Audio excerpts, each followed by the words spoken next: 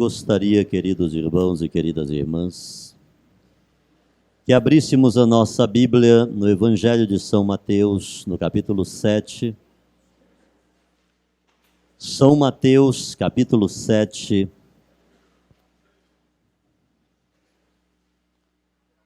do versículo 7 a 11.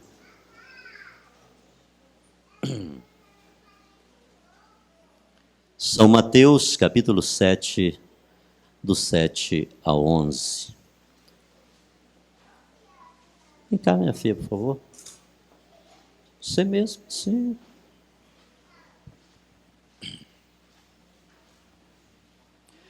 O Senhor esteja conosco. Proclamação do Evangelho de nosso Senhor Jesus Cristo, segundo Mateus.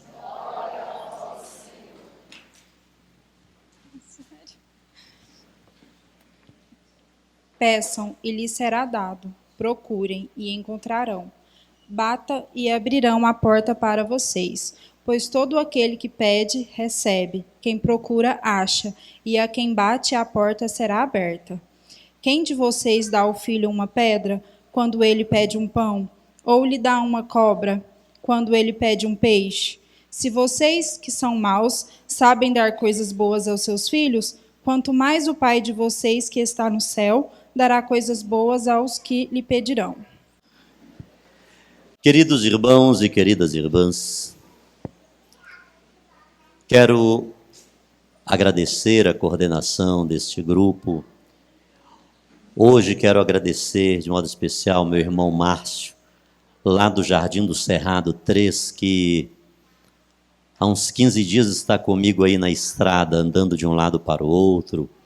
Irmã Lilian, sua esposa, nosso futuro padre Pedro, que está lá atrás, né? Quero agradecer as pessoas que contribuíram para que eu estivesse hoje aqui. Meu querido irmão, professor Pacheco, né? O Pacheco eu acerto, o Reginaldo que eu não sei como que é. Mas é Pacheco Reginaldo, Reginaldo Pacheco. Muito obrigado, que Deus te abençoe. O doutor que foi me buscar, como é o nome dele, doutor? Doutor Ronaldo, cadê o doutor Ronaldo? Muito bem, graças a Deus que ele está para o lado de lá mesmo. Que Deus abençoe ele e nós que estamos aqui.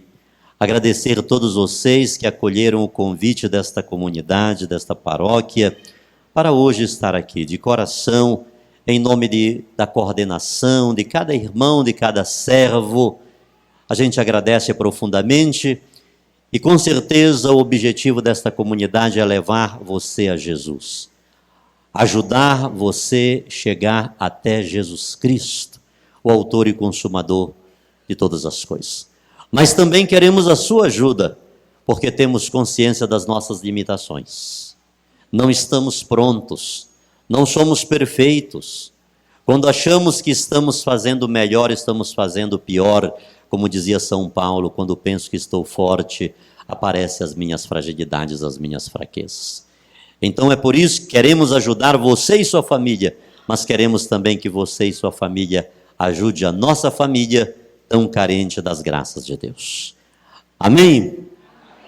Quaresma. 40 dias antes da Páscoa. Antes de ontem, estive com o Frei Paulo, onde estou hospedado, no setor Pedro Ludovico, em Goiânia, na paróquia Santo Antônio, com os franciscanos capuchinhos. Estivemos com o Dom Washington e o Dom Luiz, desde que aqui havia chegado, não tivemos tempo de nos encontrar.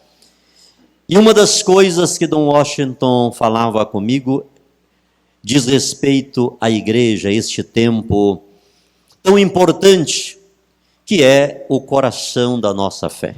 A Quaresma está 40 dias antes da Páscoa de Jesus e 50 dias do Pentecostes, a nossa grande festa de Aleluia. É por isso que nesses 40 dias a gente cobre as imagens, né? Nesses 40 dias a gente faz um silêncio profundo.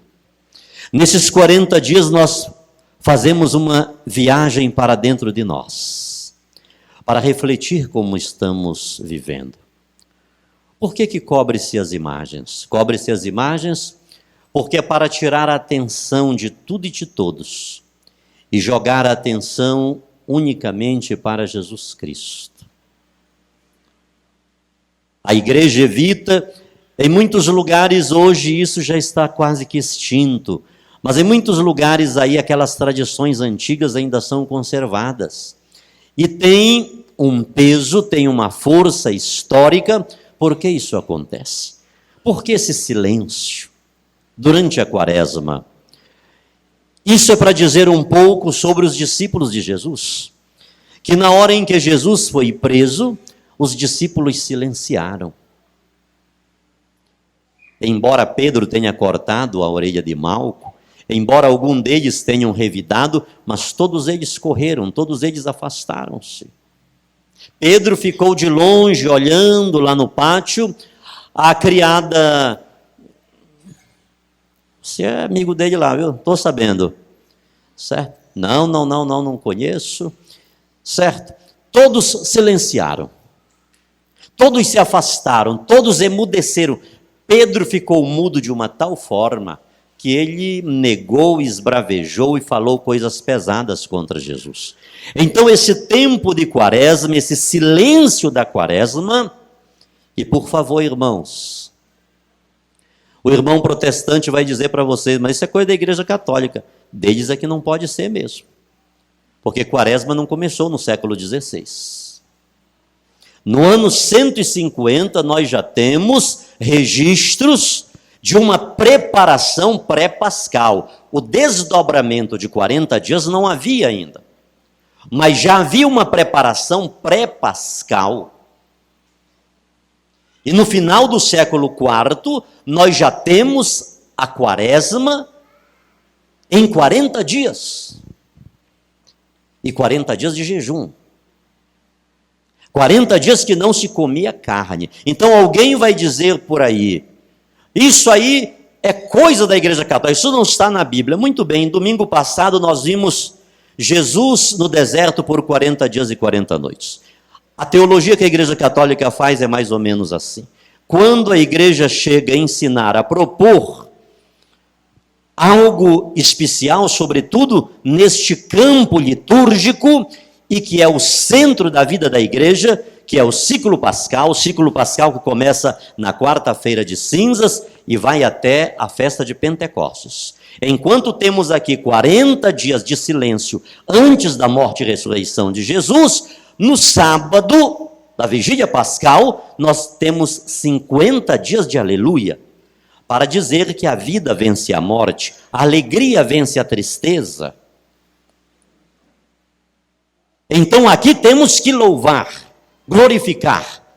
Este silêncio da quaresma, ele vai ser quebrado no sábado, quando? Justamente, na vigília pascal, não é mesmo? E aí nós vamos louvar a Deus. Então, será que a quaresma tem fundamentação bíblica? Domingo, Lucas capítulo 4, né?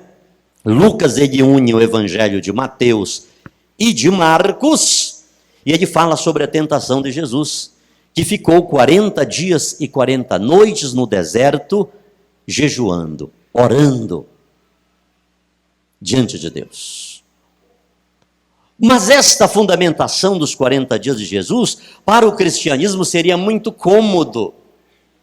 E de certa forma, pela metodologia científica, ela seria um pouco vazia. Mas é exatamente aí que a igreja vai fazer uma teologia profunda desses 40 dias. Primeiro, 40 dias do dilúvio sobre a terra. Por 40 dias e 40 noites choveu forte sobre a terra, destruindo tudo, destruindo todos, com exceção de Noé, seus familiares e os animais que estavam dentro da arca. 40 também da quaresma faz lembrar os 40 dias que Moisés ficou no Monte Sinai. 40 dias e 40 noites. 40 também lembram os 40 dias que o profeta Elias caminhou para o Monte Horebe, a montanha de Deus. 40 dias da quaresma também está fundamentada nos 40 anos que o povo de Deus caminhou pelo deserto. 40 dias da quaresma também está fundamentado nos 40 dias de Jonas, vimos ontem, antes de ontem, acho que foi ontem mesmo. Ele chegou a Nínive e disse, 40 dias, e Nínive será destruída. 40 dias de Jesus, e tem mais outros 40 por aí, você pode marcar isso como um estudo bíblico, eu vou procurar os 40 na Bíblia. Então tem esta fundamentação, esta conotação de silêncio, de interiorização, por quê? Não poucas vezes. Vamos começar com essa moça bonita aqui, né? Me erra. Irmãos, tem pessoas morrendo perto de nós porque a gente diz me erra. Eu não posso, eu não tenho capacidade. Eu não sei, arranja outro, vai atrás de outro. Moisés deu 5 desculpas para Deus, na 5ª vez Deus disse que iria matá-lo, iria destruí-lo. Ele disse, eu quero você, mas eu não tenho capacidade, eu não sei falar, eu não sou robusto nas palavras. Quantas vezes silenciamos, quantas pessoas perecem perto de nós porque silenciamos. Porque não levamos a palavra de Deus para tantas pessoas que estão precisando. Repetimos os discípulos de Jesus que silenciaram, calaram, fizeram aquele alvoroço. Parece-me que foi São João que fugiu até nu. Quantas vezes deixamos de ir visitar o nosso irmão? Quantas vezes viramos as costas para Jesus, não damos de comer, de beber, não vestimos, não acolhemos, não visitamos? Quando foi, Senhor? Quando deixaste de fazer a um desses pequeninos, foi para mim. Quaresma é para rever esses momentos. De nada adianta o missionário está pregando para poucas, para muitas pessoas, pregando na igreja, pregando em ginásio, em estádio, em praças públicas. Se sou um monstro, se o amor de Deus não invade o meu coração, se não consigo abrir-me para o outro, se não consigo enxergar o que está faminto, sedento, despido, descalço, forasteiro, de nada adianta o meu conhecimento de Bíblia, de nada adianta o meu louvor, o meu cantar, o meu tocar. Se o meu coração ainda não abriu-se, e não esqueçam, Mateus 7:21, nem todo que me diz Senhor, Senhor entrará no reino dos céus, mas o que faz a vontade do Pai que está nos céus. Entre dar glória a glória, aleluia, aleluia, pregar, conhecer Bíblia de Gênesis, Apocalipse e fazer a vontade de Deus, há uma diferença muito grande. Entre o Egito e a terra prometida, há um deserto enorme que dá para caminhar 40 anos. Quaresma é para isto. Não adianta eu transformar pedras em pães. Não adianta eu jogar-me do pináculo do templo onde o demônio levou Jesus. Se és o Filho de Deus, lança-te daqui abaixo. Não adianta eu fazer espetáculos e malabarismos religiosos se eu estou curvado diante do demônio, adorando a ele. E o demônio tem mostrado para muitas pessoas o seu reino, o seu poder. E dito, eu te darei tudo, se prostrado adorares-me. E quantas pessoas estão curvadas diante do demônio, e quando nos curvamos diante do demônio, nós viramos as costas para Deus. 40 dias. E a partir da quarta-feira de cinzas, a igreja propõe para nós um exercício que vai acompanhar-nos durante esses 40 dias da quaresma, jejum, oração, caridade, e diz São Paulo em Coríntios 13, 1 Coríntios 13, eu posso falar línguas humanas e angelicais. Se eu não tenho amor, é nulo. Quaresma é para isso, é para dizermos aos irmãos protestantes, vocês de fato não têm nada a ver com quaresma. De fato, vocês podem desrespeitar a Igreja Católica.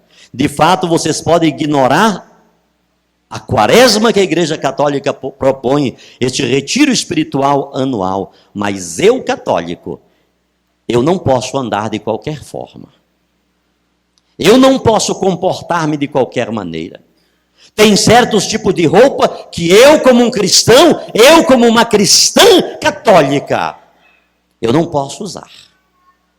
Eu não posso sair da minha igreja, ir lá para o boteco e encher a cara de cana.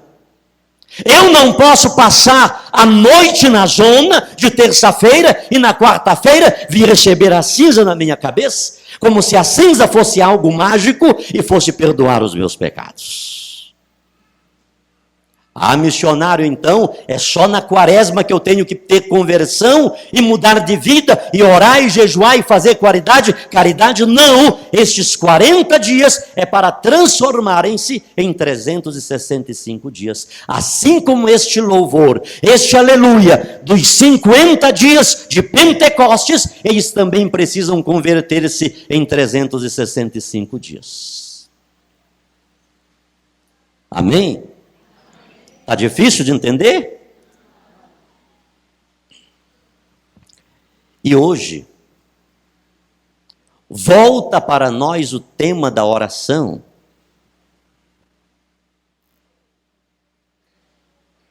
Volta para nós o tema da oração, iniciando com a oração da rainha Esther. Como tem sido a nossa oração, irmãos?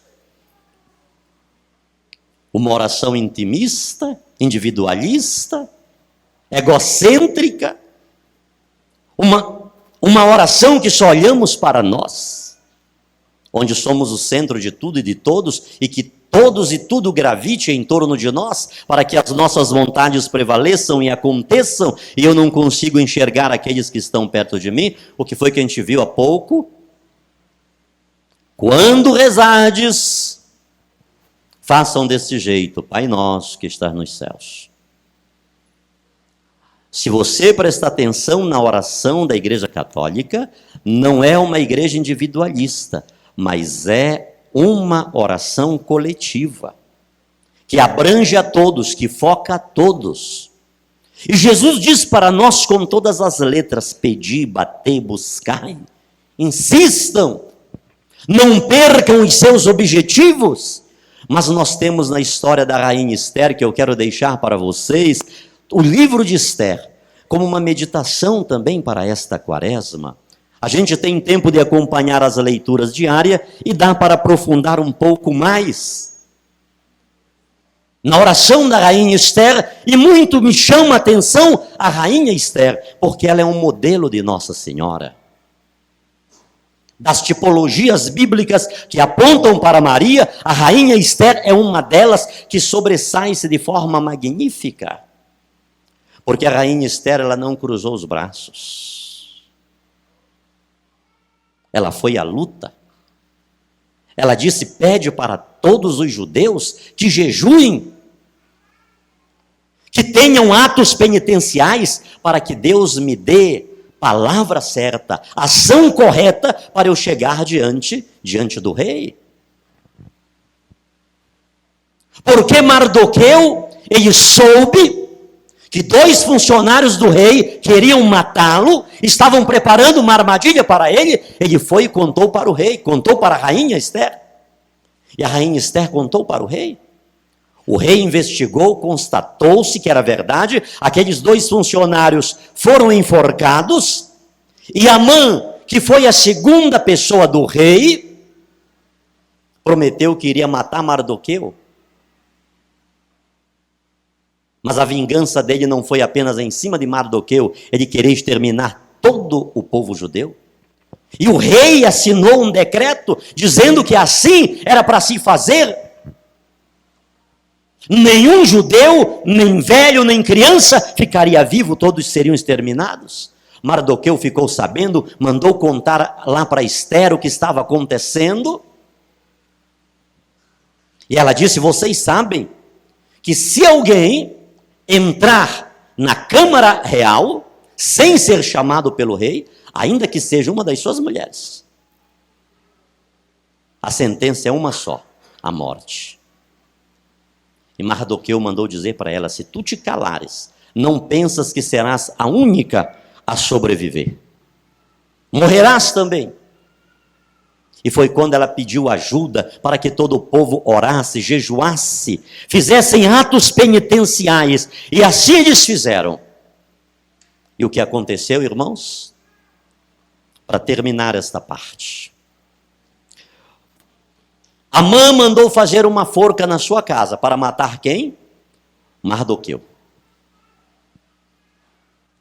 Alguns dias atrás, Saul queria matar quem? Davi. Vocês lembram desse evangelho num domingo? Queria matar. Só para a gente se situar. Sabe o que aconteceu com a forca que Amã mandou fazer para enforcar Mardoqueu? O que aconteceu? Ele mesmo foi enforcado naquela forca que ele mesmo mandou fazer. Sabe o que aconteceu com o rei Saul, que ele escolheu 3.000 dos melhores soldados para perseguir Davi, capturá-lo e matá-lo? Sabe o que aconteceu? Davi disse assim: longe de mim de erguer a minha mão contra o ungido do Senhor. Ele teve toda a oportunidade de assumir o reino de Israel logo, imediatamente. Um companheiro que estava com ele, quando viu Saul dormindo lá, disse: deixa comigo. Eu apenas cravo a lança nele, não precisa de 2 golpes. Davi disse: para com essa arrumação, rapaz. Longe de mim de levantar a minha mão contra o ungido do Senhor. Ele apenas pegou a lança e o cantil do rei Saul, atravessou para o outro lado da montanha e gritou de lá: ei, rei, meu senhor, reconhece de quem é isso aqui? Saul reconheceu que Davi teve todas as chances de matá-lo, mas não o matou. Sabe o que aconteceu com o rei Saul? Davi não precisou matá-lo, mas ele mesmo, quando viu que iria morrer na mão dos inimigos, ele jogou-se em cima da sua espada. Ele mesmo tirou a própria vida. Meu querido irmão, minha querida irmã, que todo espírito de maldade seja repreendido do nosso meio. Não esqueça disso. O mal por si se destrói. Quem busca a maldade para os outros está preparando a sua própria forca, como Amã preparou a sua própria forca e como Saul arremessou-se contra a sua própria vida em cima da sua espada. Diga comigo em nome de Jesus: que toda maldade do meu coração seja repreendida hoje. Em nome de Jesus. O Senhor livrou Israel. Ele escutou a oração da rainha Esther e de todos os judeus que uniram-se para orar por uma causa nacional. E Deus escutou aquela oração. E não deixou que o seu povo perecesse, fosse destruído. Mas aqueles que quiseram o mal do povo de Deus, tal como Faraó, cavalos e cavaleiros, foram destruídos, porque queriam perseguir o povo de Deus. O mesmo aconteceu no tempo da rainha Esther. Os perseguidores foram destruídos. E o povo de Deus foi salvo, foi liberto. Eis-me aqui, Senhor. Como Maria Santíssima, eu quero dizer-te: eis aqui. Eis-me aqui. Eis-me aqui para fazer a tua vontade. para fazer o teu querer. E quando eu faço o teu querer, aí eu posso orar, aí eu posso bater, aí eu posso buscar, aí eu encontro as soluções do meu problema, porque Deus escuta a oração do justo. Amém. Não esqueça que Deus se preocupa conosco. Se nós, sendo maus, damos coisas boas aos nossos filhos, quanto mais o nosso Pai que está nos céus. Não esqueça disso. Mas o que quereis que os outros vos façam, façam vós também. Você quer receber a oração de alguém? Quer receber a oração do grupo de oração, dos intercessores, do padre? Reza por eles também. Reza pela sua família, coloca a sua família no altar de Deus. Mas vamos refletir nesses 40 dias como está a nossa vida de fé. Amém? Amém. Com Jesus, tudo pode ser mudado pela força da oração. Vocês com Jesus.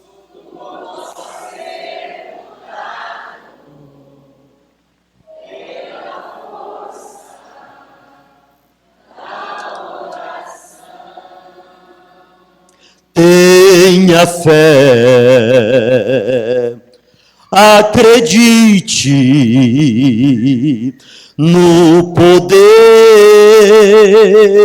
de Deus, meu irmão. Tenha fé, acredite no poder de Deus, meu irmão.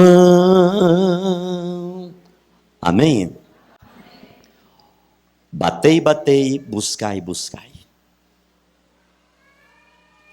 Vou começar daqui, para não demorarmos muito. No ano de 1998, eu tinha aprendido a falar sobre Maria por vários acontecimentos que acompanhavam-me desde a infância. Desde a infância, várias pessoas diziam que tinham visões comigo. Eu nunca tinha sido católico, fui nascido e criado no protestantismo pentecostal. E lá várias pessoas diziam para minha mãe: eu vi uma mulher vestida de noivo, uma mulher alta, morena, com os cabelos longos, segurando nas mãos do Sidney. Isso várias vezes aconteceu. No ano de 1996, foi a primeira vez que deparei-me com essa figura feminina, embaixo de uma árvore, em uma situação difícil que vivi, e ela apareceu, pegou em minha mão direita e disse-me: não te preocupes, tudo será resolvido. Após isso, esse acontecimento, 2 anos passaram-se, e eu fui convidado para fazer uma pregação na cidade de São Luís, a capital maranhense. Saí do estado do Amapá com a minha esposa, 2 dos meus filhos, ficamos no estado do Pará alguns dias, de onde somos natural, hospedados na casa do meu sogro, e na madrugada do dia 16 de dezembro de 1998, eu tive um sonho. Naquele sonho, aquela mesma figura feminina que desde criança pessoas diziam ver, e eu nunca vi. Aquela mesma pessoa que apareceu para mim embaixo daquela árvore, isto no ano de 1996, no ano de 1998, no estado do Pará, na cidade de Santa Isabel do Pará, aparece-me em um sonho e me diz: eu te escolhi, não temas. Tu converterás multidões antes do grande acontecimento. Encontrarás um que tudo te explicará. Muitas lutas enfrentarás, mas terás a vitória. O que tu queres, não te preocupes, tudo será resolvido. Acordei deste sonho às 3 horas da madrugada, com uma interrogação na cabeça, dizendo: o que eu digo, o que eu já disse, e o que muitas pessoas já disseram-me, que um anjo de Deus, na forma de uma mulher, anda comigo, acompanha-me para todo lugar que vou, não é um anjo de Deus. Por que eu cheguei àquela conclusão? Porque naquele sonho, aquela figura feminina apareceu-me ao lado de uma imagem católica. Tratava-se da imagem de Santa Isabel de Portugal, que está na entrada da cidade de Santa Isabel do Pará, que dista 37 quilômetros de Belém, a capital paraense. Peguei a Bíblia para ver se Deus falava, me dava uma direção, e eu não conseguia ler, irmãos. Abria e fechava a Bíblia, e naquela época eu não tinha problema de vistas. Saí da casa do meu sogro, voltei, e no meio daquela minha confusão, minha esposa disse: por que você não ora? Deus não é Deus de confusão. Ajoelhei ao lado da cama e comecei a chorar diante de Deus, pedindo uma orientação. Isto era a madrugada do dia 16 de dezembro de 98. 18 e 19 eu pregaria para algumas milhares de pessoas em um estádio.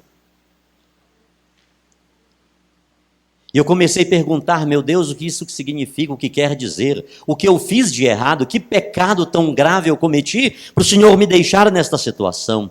Estava dando 6 horas da manhã. A hora passou com uma velocidade tal que estava dando 6 horas da manhã, alguma coisa dizia forte dentro de mim: Sidney, pastor Sidney, só uma pessoa pode lhe explicar tudo o que está acontecendo. É o padre dos católicos. Eu resisti, porque eu dizia que o Papa era o anticristo, o falso profeta, a besta do Apocalipse, o dono do número 666. Muitas vezes eu fui para a frente das igrejas católicas, coloquei som nas praças e dizia: reverendo, venha cá, traga a sua Bíblia. No livro tal, capítulo tal, versículo tal, não está dizendo isso? Salmo 115, Êxodo capítulo 20, Levite, e por aí ia. O senhor ainda não leu a sátira de Isaías? Ainda bem que naquela época eu não conhecia o livro de Baruque, que não tem na Bíblia protestante. Que se eu conhecesse, era mais uma que entrava. Na Bíblia pentecostal, esses livros são considerados livros apócrifos. Esta aqui é uma mentira. O que tem na Bíblia católica são livros deuterocanônicos. Deutero do grego é segundo, que junto com os livros protocanônicos, proto do grego primeiro, formam um cânon da Sagrada Escritura. Mas livros apócrifos não tem na Bíblia católica. Mas foi isso que aprendi desde a minha infância. E aquela voz interior dizia: é o padre, é o padre. E por sinal, nesta quaresma, Deus está dizendo para todos nós católicos: não esqueça do padre. Não se faça de desentendido não, porque é o padre, tem que falar com ele. Tá bom? Quaresma, prestemos atenção. O que precisamos fazer, sobretudo neste momento de retiro espiritual? Levantei, tomei banho, aprontei-me pela primeira vez, fui à igreja católica com um sentimento de humildade, querendo escutar do padre uma palavra, uma direção, embora as minhas resistências fossem inúmeras. Mas fui. Falei com a secretária assim disse: espere o padre na igreja, que está aberta. Ele foi celebrar em uma comunidade por volta de 9, 9h30, deve estar chegando. E eu saí, fiquei próximo à porta da igreja, cerca de 1 metro. E naquela hora eu escutei um barulho de vozes dentro da igreja. E foi quando eu aproximei-me um pouco para próximo à porta e olhei lá para dentro para ver o que estava acontecendo. Eu não consegui ver muita coisa, mas deu para eu ver lá no fundo da igreja uma luz vermelha. E quando eu vi aquilo, eu voltei rapidinho, eu disse: meu Deus, até luz vermelha tem dentro da igreja dos católicos. Mas eu estava ali com muita vergonha, muito desconcertado. Primeiro que a igreja quadrangular está a uns 200 metros aqui para o lado esquerdo da igreja católica. A Assembleia de Deus está a uns 200 metros ali para frente. E aquela praça, a igreja católica está numa das praças principais de Santa Isabel, que é praticamente passagem obrigatória. Eu disse, se algum irmão da minha igreja me ver aqui na porta da igreja católica, vai dizer, pronto, agora lascou tudo. Vou entrar. Sentei no primeiro banco, lá próximo à porta, e vi o que estava acontecendo na igreja católica. Perto do primeiro patamar do presbitério estava uma pequena mesa coberta com uma toalha branca, sobre ela um objeto grande dourado. Nos primeiros 4 bancos aqui, umas 4 senhoras, ajoelhadas com as mãos estendidas para aquele objeto, chamando para aquilo de Jesus. Jesus, nós te amamos, Jesus, nós te adoramos. E tinha uma senhora lá que chorava bastante. Quando eu vi aquilo, eu disse, meu Deus, o Jesus dos católicos é uma panela, só porque eu acho que é de ouro. Já sei por que Deus me trouxe aqui. Era para eu ver esta cena ridícula, ir lá e dizer para essas senhoras que isso nunca foi, não é e jamais será Jesus.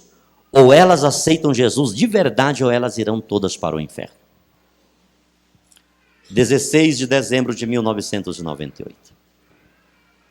Dia do encerramento das Santas Missões Populares na cidade de Santa Isabel do Pará. Naquele dia, estava tendo adoração ao Santíssimo Sacramento de forma simples. Não era no ostensório, era dentro de uma âmbula. Essa âmbula está lá na igreja de Santa Isabel, uma âmbula grande, dourada. Aquelas senhoras eram da Legião de Maria. Eu escolhi um péssimo dia para ir à igreja católica. As irmãs da Legião de Maria simplesmente estavam fazendo adoração a Jesus Cristo em corpo, sangue, alma e divindade. Vejam a confusão que eu fui me meter. Quando vi aquela cena, eu não sabia quem eram aquelas senhoras, eu não sabia que panela era aquela, eu não sabia o que tinha dentro. Levantei com os 5 metros que estava para chegar àquela mesa, irmãos, subitamente, em cima daquela âmbula, uma bola de fogo num diâmetro de uns 20, 25 centímetros. Fogo puro. Lá o pastor Sidney ficou quieto. Queria voltar e não conseguia. Queria dar um passo para frente e não conseguia sair do lugar. Irmãos, pense agora no que começa a acontecer dentro em mim. Era uma alegria. Era uma vontade de dar glória a Deus, aleluia. Era uma presença de Deus muito forte na minha vida. Mas eu sabia que estava em uma igreja católica.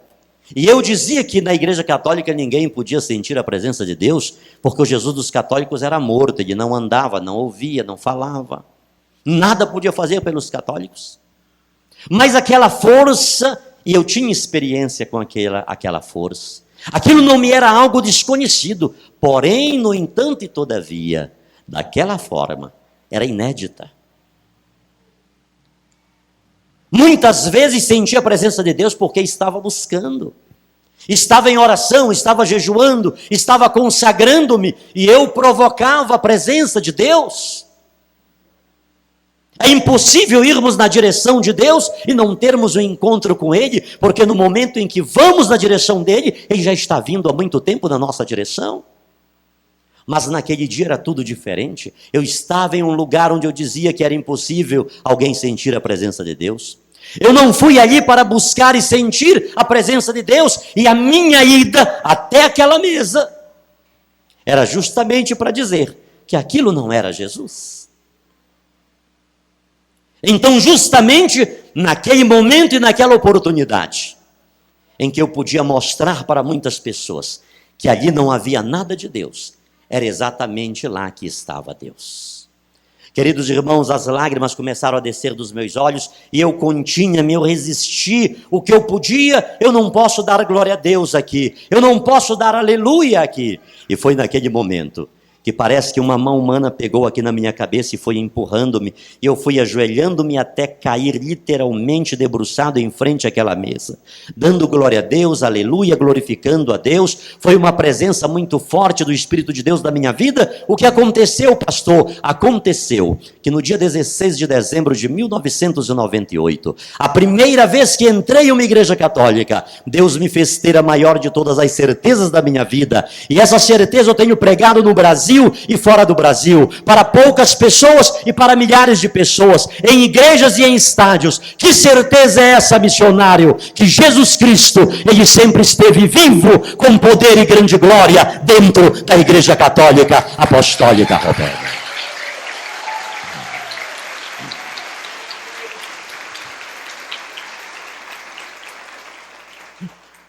Enquanto eu caído ao chão, aquelas senhoras cantaram uma música por 4 vezes. Agora pensa vocês numas véias para cantar ruim era aquelas. Era um negócio medonho demais. Mas não eram aquelas irmãs da Legião de Maria cantando, irmãos. Era o próprio Jesus falando comigo em cada frase daquela canção, em cada palavra. Que intercessão poderosa que aquelas senhoras estavam fazendo. Elas levantaram-me de lá depois. O padre não chegou 9 horas, não chegou 9h30. 5 horas da tarde chegou um padre lá que iria chegar às 2 da tarde, um outro padre. De 2 ele chegou às 5.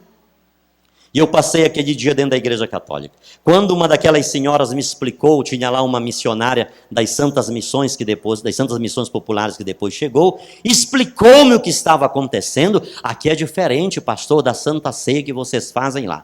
Irmãos, aquilo entrou na minha cabeça de uma tal forma. Por sinal, não tenha medo da Igreja da Luz Vermelha. A Igreja da Luz Vermelha é a sua igreja, não esqueça disso. A Igreja da Luz Vermelha é a igreja onde está Jesus Cristo em corpo, sangue, alma e divindade. Isso é patrimônio católico, irmãos. Essa presença transubstancial de Deus é um patrimônio da Igreja Católica. É só nosso? É para ser só nosso? Não. Como Nossa Senhora. Ela não é mãe só dos católicos. Ontem vimos Deus mandando o profeta Jonas à cidade de Nínive. Os ninivitas não eram judeus, era outra raça. Eles matavam os judeus, esfolavam e pregavam o couro dos judeus, a pele dos judeus, nos muros da cidade. Essa é uma das razões porque o profeta Jonas não queria ir para lá de jeito nenhum. Ele queria que Deus destruísse aqueles ninivitas. Por isso que ele fugiu para Tarsis. Mas ele não quis ir de navio, Deus preparou para ele um submarino, não é? E chegou lá, o grande peixe vomitou na praia de Nínive, disse: o Senhor te mandou para cá, então é aqui que você vai ficar. E é quando ele foi pregar, 40 dias, Nínive será destruído, mas Deus teve misericórdia de Nínive. Então, queridos irmãos, Nossa Senhora não é só dos católicos, é para ser de todos, porque ela ama a todos. Ela é mãe de todos, mas muitos não querem, muitos rejeitam. Sintetizando, o padre chegou lá às 5 horas da tarde, ele já ia celebrar a missa, foi acho que uns 10 minutos antes de 5 horas, a missionária falou para ele, do missionário, do pastor que estava lá. Eu peço perdão para vocês que não vou contextualizar e não vou esticar, irmãos, porque nós vamos muito longe. É muito longa, eu já deixei um monte de coisa para trás. Eu já peguei daqui para frente. Tá? Ele falou comigo andando assim, fazendo tipo um exercício. Eu atrás dele, andando mais rápido ainda. E o padre disse assim: isso não é nada não, fique na sua igreja, não se preocupe com essas coisas. O sol aqui do estado do Pará deixa a gente um pouco... Tá bom. Dia 16... Saí de lá 5 horas da tarde, o dia todo na Igreja Católica. Dia 17, umas 8h30 da manhã, chegaram os 2 pastores que iriam conduzir-me até São Luís para o evento do dia 16, 18 e 19. 4 horas da tarde passamos em uma cidade do Maranhão, do estado do Maranhão. Íamos passando em frente à nossa igreja, uma das nossas igrejas. Vamos dar uma parada, tomar uma água, ir ao banheiro, dar um abraço no pastor e a gente segue viagem. Chegando lá, o pastor pediu que nós ficássemos, porque ele também iria à festa, mas sairia de lá às 10 da manhã do dia seguinte. Tinha um problema para resolver. Naquela noite eu ainda preguei na igreja dele. Dia 18, por volta de 7 da manhã, estávamos em torno da mesa fazendo o culto doméstico para tomar o café. Alguém bateu a porta, era um rapaz, chamando o pastor para ir à casa do tio dele urgente, porque teve uma briga de família e o tio queria o pastor lá. O pastor disse: eu não posso ir, tenho visitas e não vou deixá-las. A visita era eu e mais 2 pastores. Como nós só iríamos sair de lá 10 horas da manhã, que o pastor tinha algo para resolver até 9 horas, eu disse: pastor, se o senhor quiser eu vou com o rapaz, não tenho nada para fazer. Ele disse: ó, vê bem a hora. Fui. Chegando lá, o rapaz disse: tio, o pastor que veio foi esse, o outro não pôde vir. Mandou eu entrar, colocou uma banqueta no meio da sala. Aguarda um momento, pastor. Pegou um corredorzinho, foi lá, não demorou e voltou com uma mulher de lá, era a esposa dele. Ela estava com uma blusa, não dá nem para a gente comparar, igual a da irmã, assim, né? De manga, assim, o braço dela, sim, o seu também. Agora todo mundo vai levantar o braço para dizer, igual eu, missionário. Tá bom, só senhora, agora que eu prestei. É que as outras estão dali para lá mais, né? É, aqui vocês até que estão meio quaresmal mesmo, já é um bom começo. Tá bom?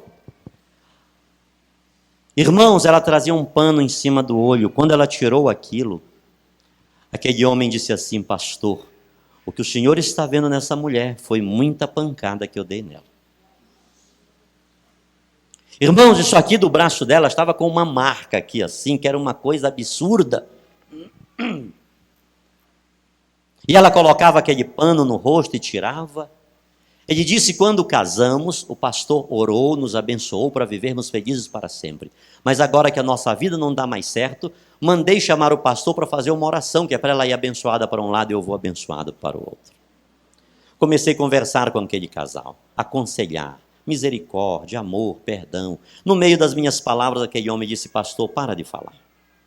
Apenas ore, porque nós já decidimos o que vamos fazer.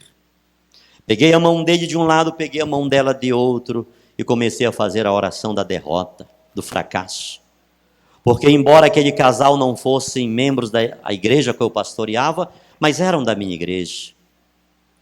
E eu não consegui reverter aquela situação, embora tenha esforçado-me. E comecei a derramar a minha alma diante de Deus. Queridos irmãos, no meio daquela oração percebi alguma coisa ter caído em minha mão. Eu abri os olhos, eles estavam chorando. Quando vi aquelas lágrimas, eu comecei a pedir ao Espírito Santo que envolvesse aqueles corações de forma grande, de forma poderosa. Que o Espírito Santo arrancasse mais que os hematomas do corpo, os da alma, dos sentimentos, do amor, da paixão, que eles tiveram um pelo outro um dia, mas que o demônio agora estava conseguindo silenciar, dissolver, apagar. Amados, quando terminei aquela oração, aquele casal que tudo que queria era afastar-se, estava abraçado, chorando, compulsivamente, pedindo-se perdão e dizendo que eu havia sido um anjo. Aquele irmão disse com todas as letras: o senhor foi um anjo, pastor, que Deus enviou à nossa casa para este momento. Só que nessa hora, ele começou a olhar nos 4 cantos da sala. Ele foi até a porta, que assim, lá para o corredor, olhou. Ele veio, foi à janela da rua, olhou para um lado, olhou para o outro. E foi quando eu perguntei: irmão, o que está acontecendo? O senhor está muito estranho. Ele disse: não, pastor, eu quero saber da mulher que estava aqui e agora não está mais. Eu disse: não, meu irmão, a única mulher aqui é a sua. O que o senhor está vendo é coisa do demônio. Por isso o senhor bateu na sua mulher e o senhor vai matá-la. E nós vamos orar outra vez, que nós vamos repreender este demônio daqui. Ele disse: não, pastor, não tem nada a ver com demônio. O tempo todo que o senhor estava orando, eu vi que uma mulher estava em pé atrás do senhor com as mãos assim. Tem mulher, não tem mulher, tem mulher. Isto era o dia 18. Irmãos, parece que eu fiquei cego, surdo, não lembrava de nada. Perdi a memória, a consciência. Uma hora ele disse: pastor, estou lhe afirmando, Deus colocou um anjo aqui. Quando ele falou isso, eu disse: irmão, como é essa mulher que o senhor viu? Ele disse: uma mulher alta, morena, dos cabelos longos. Que roupa ela está usando? Ele disse: é uma roupa branca, pastor. Quando ele falou isso, eu comecei a chorar, eu derramei-me. Eu disse: meu irmão, perdoa-me, por favor, porque de fato o Senhor viu essa mulher, o Senhor viu esse anjo, e eu já sei quem é essa mulher. Quem é, pastor? Foi quando eu falei isso pela primeira vez e disse: essa mulher é a tal da Maria dos católicos, que anda comigo para todo lugar que eu vou.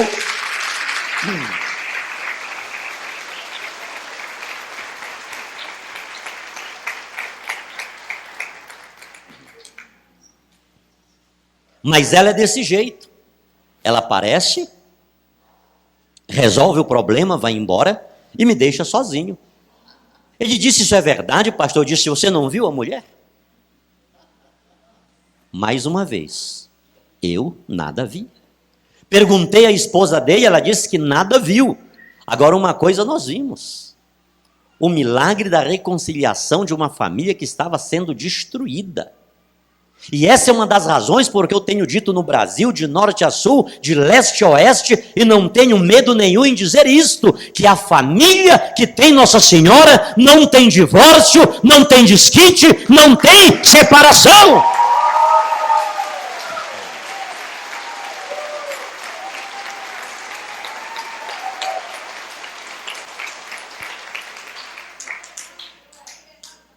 A família que tem Nossa Senhora não tem infidelidade.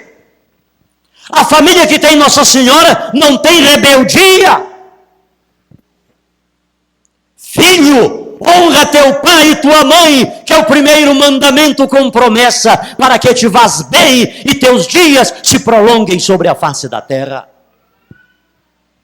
Antes de ontem, lá no Piauí, uma senhora de 81 anos enforcou-se, tirou a própria vida por causa da dor, da rebeldia dos seus filhos. Um professor, uma professora vai à sala de aula para ser agredido, para ser agredida por alunos que não têm o temor de Deus na vida, que não buscam viver a palavra de Deus, que não buscam valorizar o santo batismo que um dia receberam. Estamos vivendo uma inversão de valores, queridos irmãos. E ainda tem muita gente por aí virando as costas para Nossa Senhora. Ah, se a nação brasileira se curvar-se diante daquela que se curvou diante de Deus, teríamos mulheres diferentes, teríamos homens diferentes, pais diferentes, políticos diferentes, filhos diferentes, profissionais liberais diferentes. Quando conseguimos repetir Maria Santíssima, que disse: eis aqui a serva do Senhor, que a tua vontade aconteça na minha vida. Não é à toa que São João Paulo II, na encíclica Redemptoris Mater, ele começa dizendo que Maria ocupa um lugar significativo na história da salvação.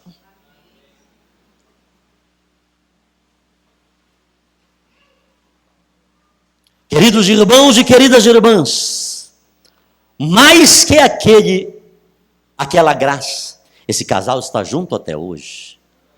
Estamos fazendo um documentário com eles. 2 anos após aquela data, eu fui saber algo mais que eu não sabia. A briga daquele casal porque aquela mulher não podia gerar. Ela não podia ter filhos. Ela dizia que ele tinha amante. Ele brigava com ela porque ela não podia dar o filho que ele queria. E começavam as discussões, e naquele dia, eles me disseram que nunca tinha acontecido aquela agressão, mas naquele dia aconteceu. Mas as discussões eram constantes. Ao final daquele ano, isso eu fui saber 2 anos depois, aquela mulher que não podia conceber, ela deu à luz a um casal de gêmeos.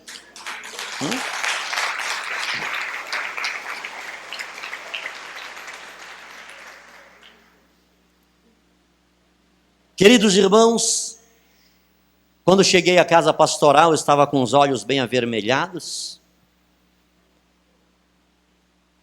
Um dos pastores olhou para mim e disse: o que aconteceu, pastor Sidney? O senhor apanhou lá também? Contei a história e eu disse: eu acho que é a Maria dos Católicos que anda comigo para todo lugar. Esse tal desse anjo, e isso muitas pessoas sabiam, irmãos. Isso não era eu que contava, os irmãos falavam. Diz que eu ia orar por doentes, pessoas diziam que viam aquele tal anjo, aquela mulher que tocava nos doentes, e muitos diziam que eram curados. Eu nunca vi nada. Queridos irmãos, queridas irmãs, por sinal me ocorre agora uma coisa.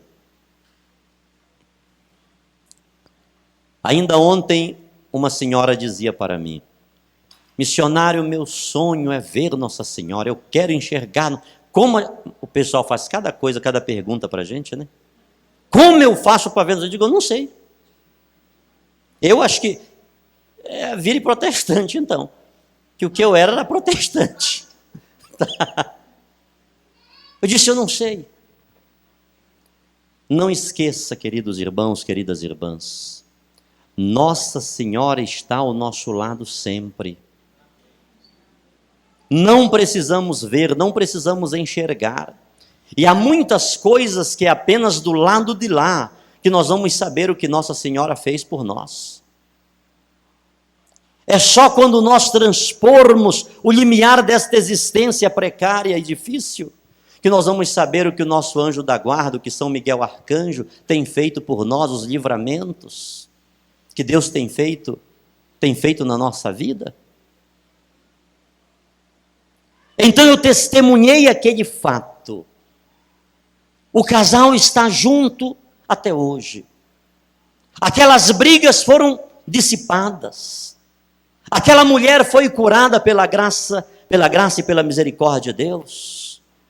Chego na casa dos pastores, quando eu disse aquilo que era Maria dos Católicos, eles começaram a tratar-me com uma indiferença tão grande, irmãos. Eu virei para o pastor José e disse: pastor, o que aconteceu comigo era para ter acontecido com o senhor. Mas o senhor disse que não podia atender a sua ovelha porque o senhor tinha as visitas. As visitas foram mais importantes que tudo. É difícil, irmãos, eu falar e contar esse testemunho. Eu não sei dar testemunho, eu não sei pegar uma linha, que me vem tanta coisa na cabeça. E esse meu testemunho me vem tanta coisa para a gente falar na igreja. Sempre eu falo esse testemunho em um retiro de 1 dia, 2 dias, sábado e domingo, porque assim é muito complicado. Mas eu quero dizer este recado para todos nós aqui. Tem muita gente brigando por causa de cargo dentro da igreja.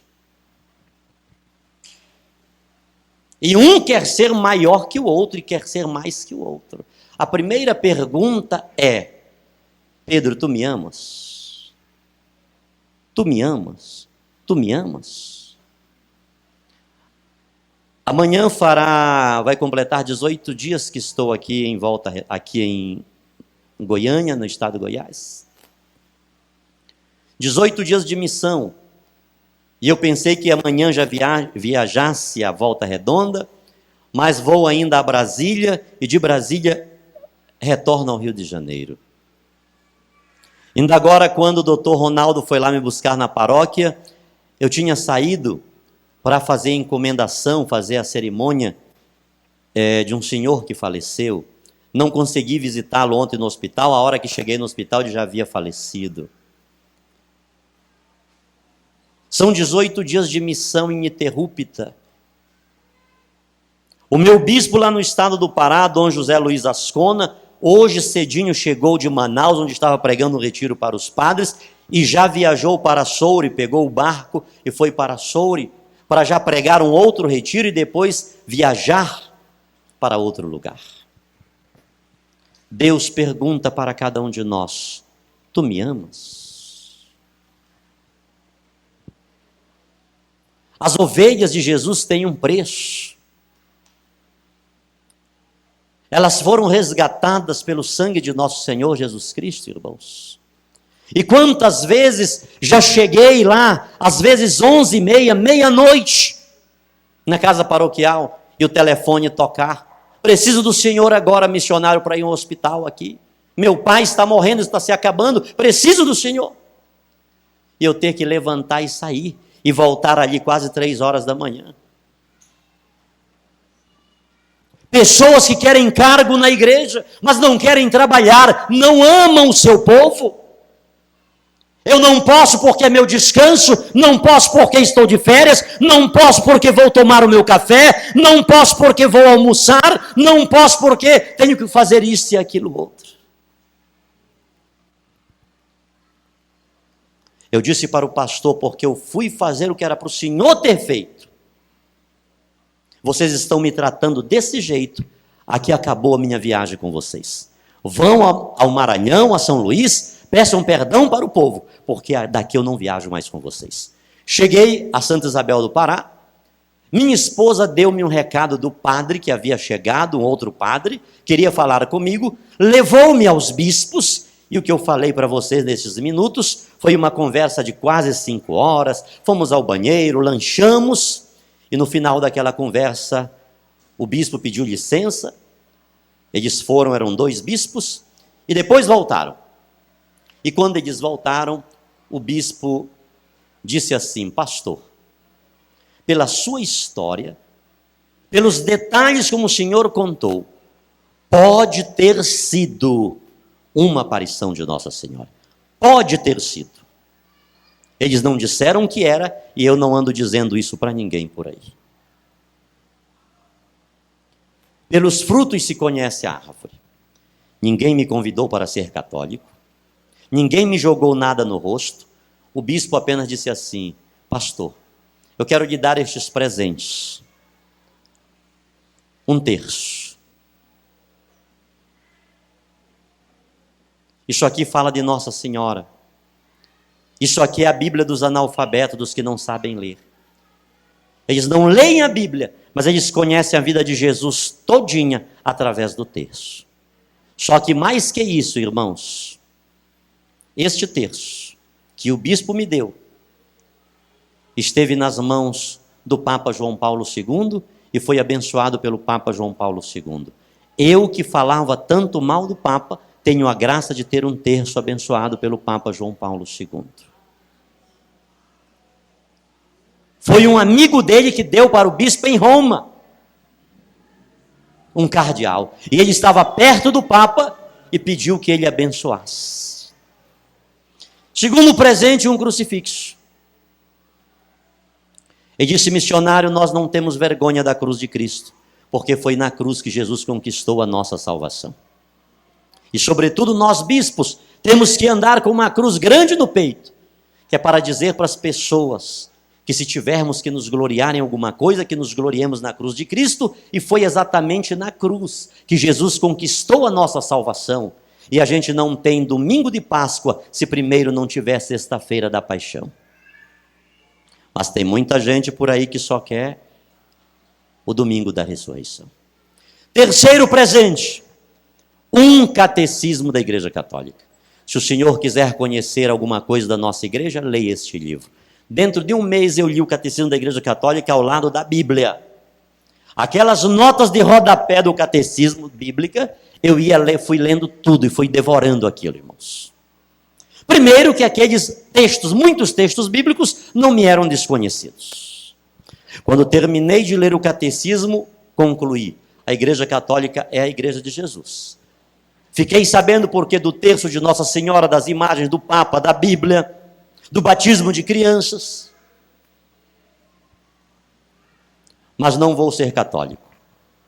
Porém, esse ensinamento do catecismo, que é da Bíblia, vou ensinar lá na minha igreja para os meus irmãos. Porque muita gente diz que foi católico, era católico, mas na verdade nunca foi católico. Porque quem é católico de verdade, eu duvido que deixe a Igreja Católica Apostólica Romana. Não deixa.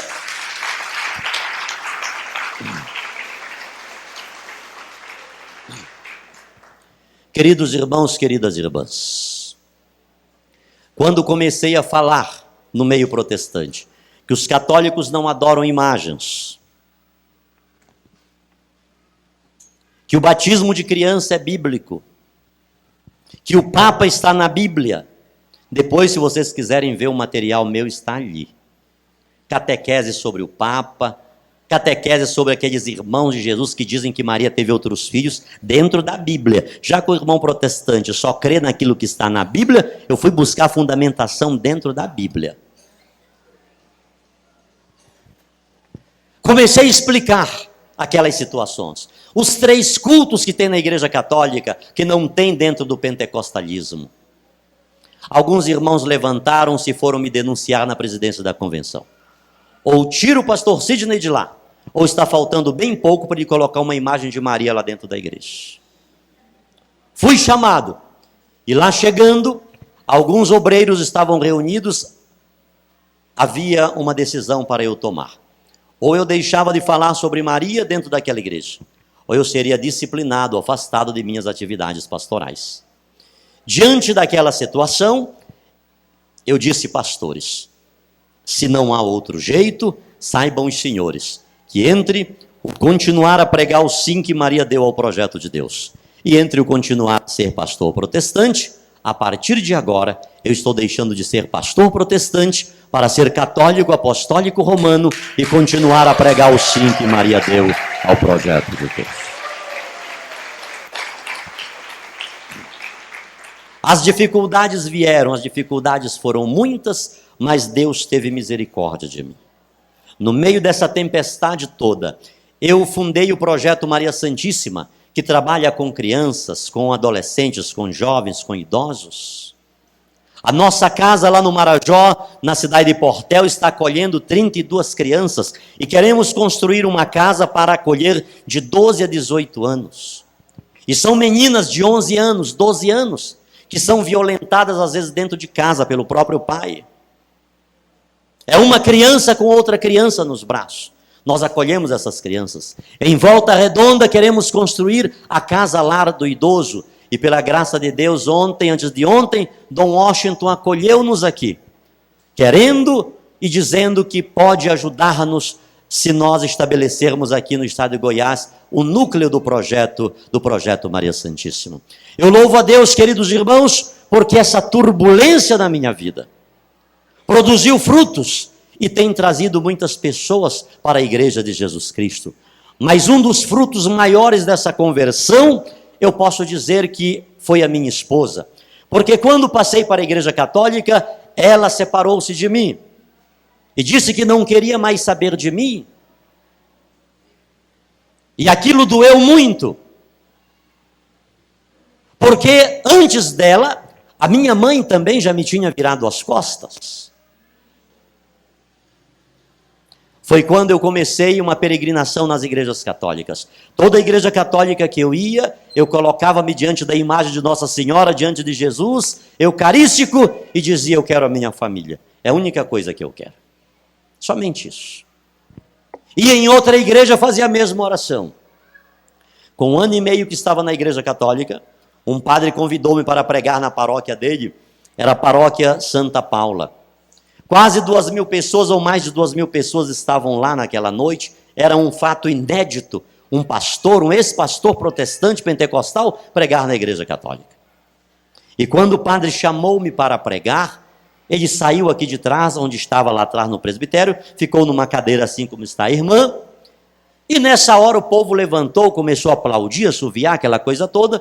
Nesse momento uma senhora entrou aqui pela porta lateral da igreja, uma das portas laterais, E foi empurrando um em outro, chegou perto de mim e disse assim: pastor, tem uma mulher lá fora chorando muito, querendo falar com o senhor agora. Eu disse: eu não posso atender ninguém agora, irmã. Eu vou pregar e após a pregação, eu vou atender quem precisar de atendimento. Ela disse: não, pastor. Ela está dizendo que é a sua mulher. Eu disse: piorou. Não é minha mulher. Ela disse: não, pastor. Do jeito que ela está chorando, é a sua mulher. Eu perguntei para ela: como é essa mulher? Ela disse: é uma morena, alta, forte. Quando ela disse que era morena, alta, forte, eu disse: é a negona. Porque a minha esposa é uma crioula, daquelas peso pesado. Essa é uma das razões que eu com ela a gente não briga. Porque ela só bate em mim assim, ó, de cima para baixo. Ah, nós vivemos em paz. Sigam o meu exemplo que dá certo. É só ficar caladinho e andar na linha. Não. Queridos irmãos, quando eu tive aquela descrição, eu disse: padre, me dê licença, igreja, me dê licença, vou resolver um problema sério aqui e já volto. Vamos cantar uma canção? E eu comecei aquela música: Maria de Nazaré, Maria me cativou, fez mais sorte a minha fé, e por filho me adotou. Larguei o microfone, acompanhei aquela senhora. Não demorou nada, eu olhei perto do muro, era negona mesmo. Ela estava, uma das mãos segurando a grade, a outra sobre o peito. Eu corri. Eu disse: mãe, o que aconteceu? Como você me achou aqui? 1 ano e meio separado. Batei, buscai, pedi. Eu tive muitas chances de ter outra mulher, irmãos. E naquela época ainda tinha uns fiapos por aqui, ainda não estava desse jeito não.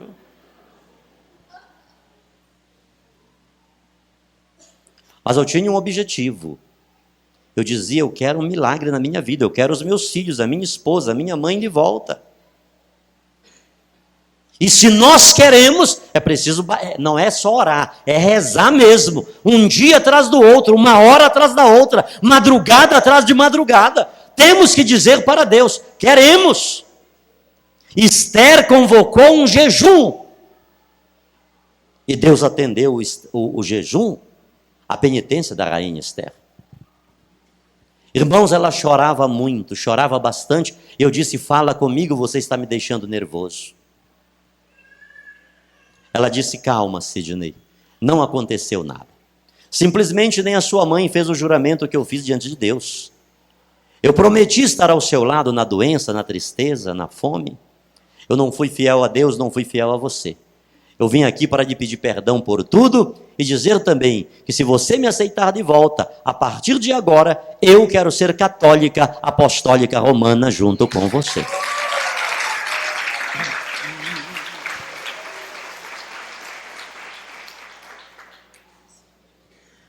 Das missões que tenho feito só aqui em Goiânia, eu acho que umas 40 ou 50 pessoas protestantes já vieram para a Igreja Católica. Estão vindo, estão chegando dia após dia, até porque estão reconhecendo na Bíblia a verdade verdadeira. É na palavra de Deus. Mas eu digo que um dos frutos mais robustos dessa minha missão foi a minha esposa. Como ela me ajuda nas missões. Nesses 18 dias ela está lá enfrentando, no projeto Maria Santíssima, as dificuldades que surgem. Ela era 10 vezes mais protestante que eu. Ela tinha raiva dos católicos, de tudo que dizia respeito à Igreja Católica, 10 vezes mais que eu. Como hoje, eu não tenho medo de dizer que ela é 10 vezes mais católica do que eu. Estava fazendo uns 5 anos que ela não visitava a família dela no Pará, e ela foi. E quando chegou lá, as irmãs dela fizeram uma roda para demovê-la daquela decisão, falar mal da Igreja Católica, e ela foi rebatendo uma situação atrás da outra. No final das contas, eles viam que não conseguiam. a irmã dela, a mais velha, a pastora Cristina, chegou e disse: Eunice, põe na tua cabeça que quando tu foi para a igreja católica, não foi para ser católica, tu foi atrás do Sidney. Ela disse: mas é verdade. Quando eu fui para a igreja católica, não foi para ser católica. É que eu estava orando, pedindo o meu marido de volta. Mas como ele não vinha, eu resolvi ir, porque eu não queria viver a minha vida sem marido e não queria que os meus filhos se criassem sem filho. Mas hoje, se ele quiser sair da igreja católica, ele sai sozinho, porque eu continuo católica apostólica, Rosana. Fique de pé, por favor, meu irmão, minha irmã. Perdoe-me ter extrapolado esse horário, tá bom? Sei dos compromissos de vocês, das responsabilidades. Eu agradeço de coração este momento que Deus nos proporcionou. Gostaria que todos nós colocássemos diante de nosso Senhor as nossas pendências, as nossas dificuldades, e nada melhor que Maria Santíssima para levar a Jesus as nossas dores, as tristezas, os desânimos, as infidelidades. Nada melhor que pedirmos a Nossa Senhora que ela interceda por nós, para que esta quaresma seja um recomeçar na minha vida, na sua vida, na nossa família. Que desça sobre cada família aqui presente a bênção que você veio buscar e está buscando. Eu quero unir-me, minha mãe, ao pedido de cada um dos meus irmãos e irmãs aqui presentes. Enfermidades, sejam elas quais forem, enfermidades da pele, do sangue, dos nervos, dos ossos. Um dia, mãe, eu te reconheci como minha mãe. Não foi naquele dia que eu comecei a ser teu filho, porque eu já era teu filho há muito tempo atrás. Você já me amava, você já me aceitava como mãe, você já me acompanhava. Mas um dia eu me vi numa situação muito difícil, mãe. E você sabe quantas vezes eu te pedi. Te pedi pela minha família. E mesmo eu te pedindo com fé, eu achava que aquilo não aconteceria.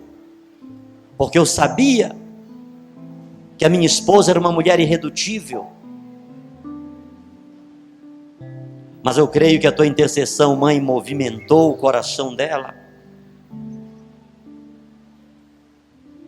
Eu creio, mãe, que hoje ela é católica não por causa de mim, mas porque ela conhece a tua igreja, porque ela busca aprofundar a sua fé dia após dia, no Santo Terço, nas devoções, na vida dos santos. A tua intercessão provocou na minha vida, mãe, coisas que eu não imaginava. E justamente na vida de um rebelde, de um incircunciso, de um inimigo desta igreja, na qual você sempre esteve presente. E é por isso, minha mãe querida, que eu quero pedir por cada pessoa e por cada família aqui presente ou aqui representada, que você tome agora em vossas mãos esta dor, este problema, esta enfermidade, este desemprego, esta situação espiritual que está atormentando muitas vidas, muitas pessoas. Pessoas que não conseguem ter paz na sua casa, pessoas que veem vultos, que escutam vozes, que veem objetos movimentarem-se. Eu quero colocar este filho, esta filha, que está acometido e acometida por um profundo espírito de rebeldia. Eu quero colocar este marido infiel, esta esposa infiel, este pai, esta mãe, que brutalizaram-se, que viraram as costas para a palavra de Deus, que viraram as costas para o sacramento da reconciliação, da Eucaristia, para o sacramento do matrimônio. Eu quero lhe pedir por esta pessoa que fracassou, que naufragou, que não suportou as tentações do demônio, e por isso estão aí jogadas, e relegadas à desmoralização, ao esquecimento, à humilhação, à dor, à hostilidade da sociedade. Mas a sua palavra diz, Pai, que a graça superabunda, a graça é maior que o pecado, que muitas das vezes se estabelece em nós. E se tem alguém no nosso meio aqui, Pai, que hoje está consertando a sua vida com o Senhor, está aproveitando esta noite, esta quaresma, para renascer, para recomeçar, que o Senhor possa acolher este filho pródigo, que o Senhor possa acolher esta filha, que agora volta-se para o Senhor, fazendo um compromisso de amor, de fidelidade, de aliança com o Senhor. Que no nome de Jesus, que desça sobre cada família, sobre todos nós aqui presentes, que desça sobre a cidade de Inhumas, as autoridades desta cidade, cada morador desta cidade, as bênçãos do Senhor, as bênçãos de libertação, de cura, de restauração, de vida nova. Nós te adoramos, nós te louvamos e cremos, Mãe, que por vossa intercessão as graças acontecem. Ave Maria, cheia de graça, o Senhor é convosco. Bendita sois vós entre as mulheres. Bendito é o fruto do vosso ventre, Jesus.